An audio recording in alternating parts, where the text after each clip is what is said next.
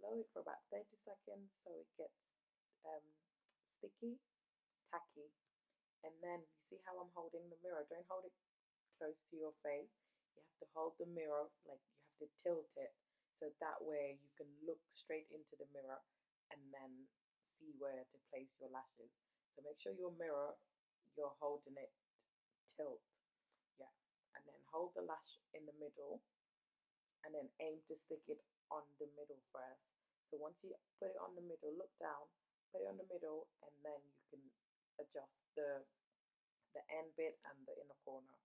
So this is the easiest, simplest way to um, apply false lashes. It's so easy, but you see how I'm holding my mirror? That's your best bet. So that way you can see everything. So yeah, and then you just, adjust it and make sure that everything is stuck together. And yeah, you don't want any gaps. You don't want it to be above your natural lashes. You want it directly on top of your natural lashes. So yeah, guys, I hope you enjoy the short tutorial, and don't forget to like, subscribe, and share this video, and give this video a thumbs up as well. Thank you guys. See you in my next video. Ciao.